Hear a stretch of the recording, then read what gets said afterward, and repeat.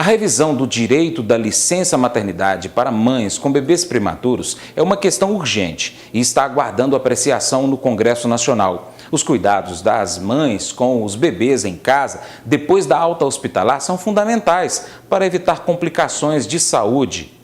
Ana Luísa é uma criança saudável de 2 anos e meio, mas ela nasceu com apenas 26 semanas, 30 centímetros e 825 gramas. Foram 83 dias internada na UTI. A mãe acompanhou a filha no hospital, mas quando a bebê saiu, teve que voltar ao trabalho. Depois que ela teve alta, era médico toda semana, fisioterapia todos os dias. Então eu não pude, acompanhar ela. Uma hora era minha mãe, outra hora era meu marido. Tinha que ficar revezando e eu não participei dessa parte. Por causa do período de internação da criança prematura na UTI, muitas mães ficam pouco tempo com os filhos em casa durante a licença maternidade. Mas 2 projetos na Câmara dos Deputados propõem a extensão da licença maternidade nesses casos. O primeiro, que sejam 240 e não 120 dias. E o segundo, que a licença só passe a contar após a alta hospitalar do bebê. Apesar de ser uma questão urgente para tantas mulheres, o assunto não é prioridade num Congresso onde a maioria é formada por homens e vai ficar para a próxima legislatura. Antes de ir a plenário, os projetos ainda precisam passar pela análise de comissões. Lembrando que logo começa o recesso de final de ano do Congresso, o que deve atrasar a apreciação ainda mais. E este é um problema de saúde pública. Dos 3 milhões de bebês que nascem por ano no Brasil, 345 mil são prematuros, índice de 11,5%. A maior causa de mortalidade infantil dentro desse primeiro ano de vida é a prematuridade. Chega a atingir 60% dessa faixa. Esta neonatologista explica que falta interação de políticas públicas de assistência a gestantes, antes e também após o parto. E quanto mais a criança prematura ficar aos cuidados da mãe, maiores as chances de evitar complicações. Quando a gente trata de prematuridade, tinha que ter um olhar diferenciado para essa mulher, para essa família, para quando receber alta, continuar tendo condições de dar o cuidado em casa. Não tem que ir parar tudo e ir trabalhar. 6 de janeiro de 2017. Um anúncio da Secretaria de Estado da Saúde ligava o alerta para o retorno de uma doença que há tempos não rondava Minas Gerais dessa maneira tão intensa. Naquele dia vieram à tona 5 mortes por febre amarela que estavam sob investigação no estado. Desde então, a enfermidade se espalhou rapidamente. Nas temporadas seguintes, 16, 17, 18, somente no território mineiro, 340 pessoas morreram com o vírus, outras 662 foram infectadas, naquela que foi considerada a pior epidemia já registrada no país desde 1980, segundo o Ministério da Saúde. Depois dos 2 períodos críticos, o fantasma da epidemia então voltava a rondar os mineiros. O vírus voltou a ser detectado em território mineiro com confirmação da morte de um primata no sul do estado em decorrência da enfermidade. O mais preocupante é que estima-se haver 3,1 milhões de pessoas não vacinadas, embora as doses continuem à disposição gratuitamente nas unidades do Sistema Único de Saúde. O número de não vacinados em Minas Gerais se elevou em relação ao último boletim epidemiológico divulgado em outubro, quando a estimativa era de 1.836.028 pessoas sem proteção. A Saúde Estadual informou que houve mudança na metodologia para chegar a esse número. O cálculo anterior levava em consideração o dado agregado do Estado, uma forma generalizada. Resultado dado pela fórmula não vacinados igual à população total, menos doses aplicadas até 2018, conforme informou a pasta. Dessa forma, o cálculo englobava também pessoas de outros estados que eventualmente tivessem se vacinado em Minas. Porém, conforme recomendações do Ministério da Saúde para todo o país, concluiu-se que o resultado era muito simplificado e não demonstrava a situação real do risco. As autoridades sanitárias mineiras passaram agora a considerar a somatória da estimativa de não vacinados em cada município. A soma do resíduo de cada um, levando-se em consideração a homogeneidade de coberturas no estado, está abaixo da meta recomendada de cobertura de 95%, gerou-se esse número aproximado de 3,1 milhões de não vacinados, completou a Secretaria Estadual de Saúde. Com a nova orientação, chegou-se ao total de 3.115.983 desprotegidos. Com a circulação do vírus e tanta gente sem proteção, a atenção deve ser redobrada nos próximos meses, especialmente diante do terceiro fator de risco.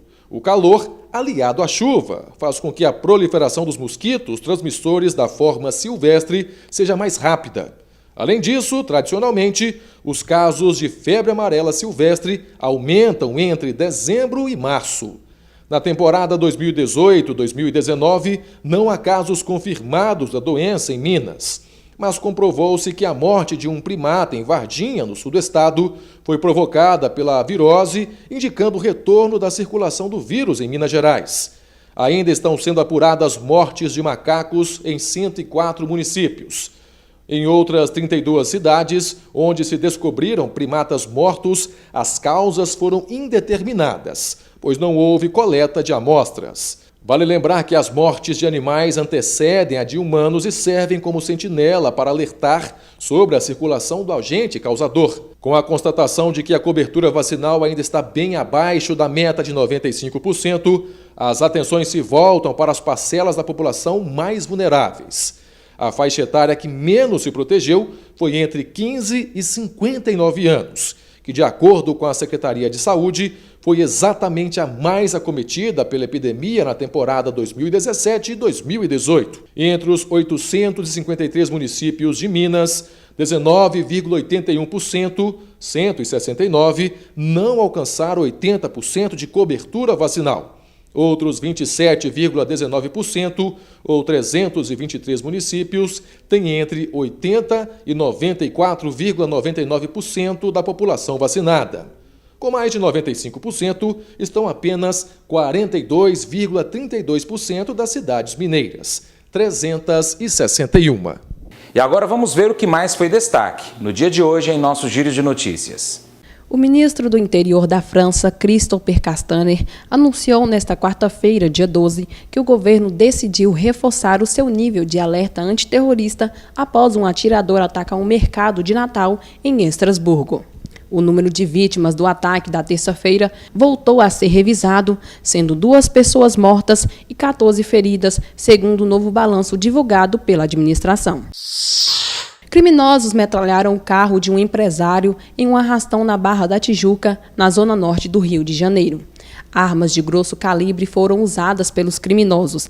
A vítima, mesmo ferida, conseguiu dirigir por quase 2 quilômetros pedindo socorro. O mesmo foi atingido nas costas.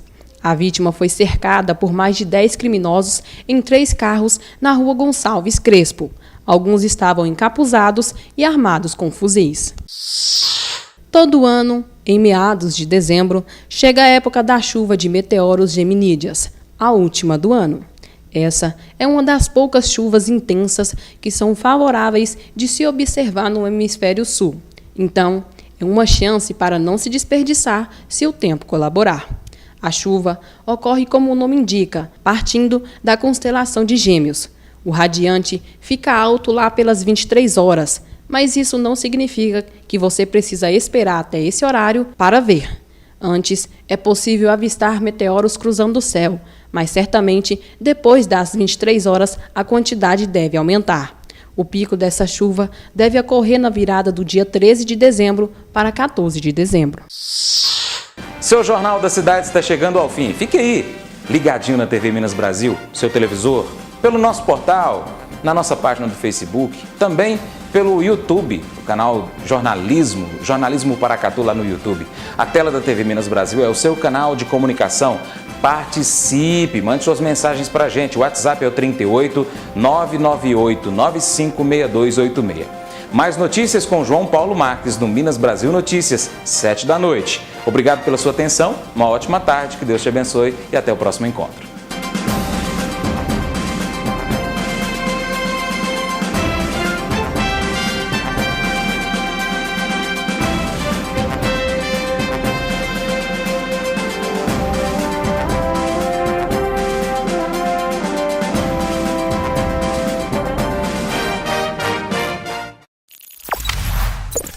Dia Comercial de Paracatu. Seja visto, seja lembrado.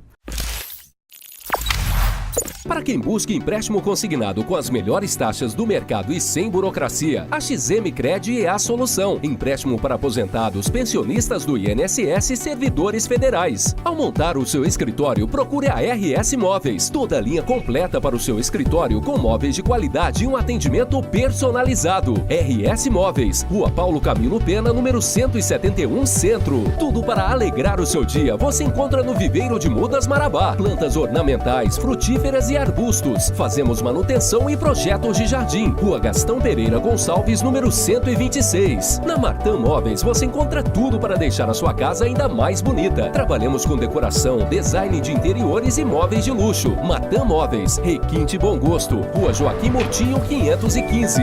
Autoelétrica do Newton, baterias, peças e serviços em geral. Rua São Vicente 359 Centro, 3671-3809.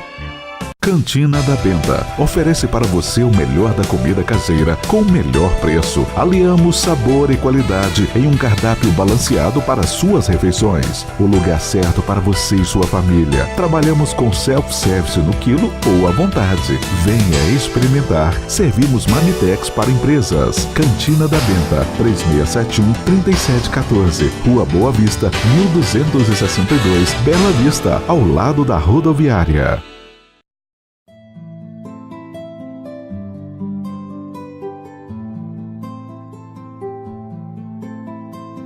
A APAE de Paracatu está há mais de 40 anos prestando relevantes serviços de assistência social, educação e saúde às pessoas com deficiência intelectual e múltipla. Atualmente, atende 450 pessoas entre crianças, jovens e adultos, dá assistência aos familiares e realiza mais de 2.000 atendimentos de saúde por mês. No momento, a instituição está passando por sérias dificuldades financeiras e corre o risco de fechar as portas. Para que isso não aconteça, estamos pedindo socorro ao povo paracatuense. Ajude a APAE a continuar servindo a quem muito precisa. Faça uma doação emergencial na conta da Associação de Pais e Amigos dos Excepcionais do Banco Sicoob Crédito Gerais. Agência 4119, conta corrente 990, dígito 3. A TV Minas Brasil doou todas as chamadas dessa campanha e ainda contribuirá financeiramente para motivar a sociedade paracatuense a ser parceira desse importante projeto nesse momento tão difícil.